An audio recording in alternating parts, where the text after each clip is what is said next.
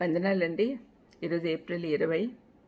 మనం పాపం చేసినప్పుడు ప్రభువు ఎలా స్పందిస్తాడో ఒకసారి జ్ఞాపకం చేసుకుందాం. హోషేయ 11:8లో యెహోవా దేవుడు ఇజ్రాయెల్ ప్రజలతో చెప్తున్నాడు, ఎఫ్రాయిము నేనెట్లు నిన్ను విడిచిపెట్టుదును, ఇజ్రాయేలు నేను నిన్ను ఎట్లు విసర్జింతును, అద్మాను వలె నేను ఎట్లు చేతును, సెబోయిమునకు చేసినట్లు నీకు ఎట్లు నేను చేతును. నా మనసు మారినది, సహింపలేకుండా నా అంతరంగం మండుచున్నది. ఆయన మనం పాపం చేసినప్పుడు చాలా బాధపడతాడండి. ఆయన అంతరంగము మండుచుంది అంటున్నాడు. తాను ఏర్పరచుకున్న జనాంగమైన ఇజ్రాయేళ్ల పట్ల మన ప్రభు ప్రేమ చాలా అద్భుతంగా హోషేయ ప్రవక్త గ్రంథస్థం చేశాడు. దేవుడు న్యాయమూర్తి కాబట్టి తన ప్రజలు అసహ్యకరమైన పాపాలు చేసినప్పుడు వారిని క్రమబద్ధీకరించాలి, క్రమశిక్షణ నేర్పించాలి. ఆయన ప్రేమతో కూడిన మనసు వారి పాపాలు సహించలేకపోతున్నది, కానీ వారిని శిక్షించాలంటే చాలా దిగులు పడుతున్నట్లుగా మనం చదివిన వాక్య భాగంలో కనపడుతుంది.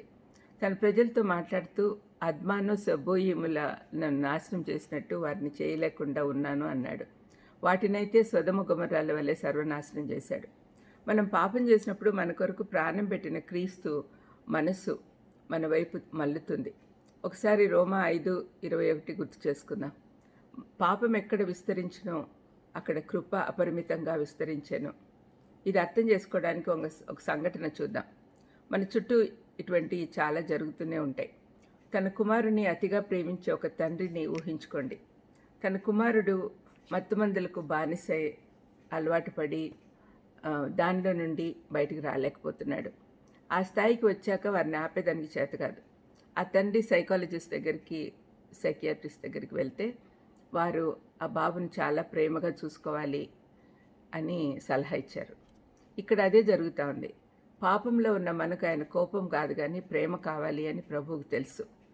దేవుని మనస్సు చాలా బాధపడినా కూడా వారి పట్ల కోపం చూపటం లేదు అని, అదే ఆయన ప్రేమ. మనం సంఘంగా ఆయన శరీరంలో భాగమై ఉన్నందున మన పాపాలు ఆయన హృదయాన్ని చాలా బాధపడతాయి. బాధపెట్టినా కూడా ఆయన కరుణ, జాలి బయటకు వస్తాయి.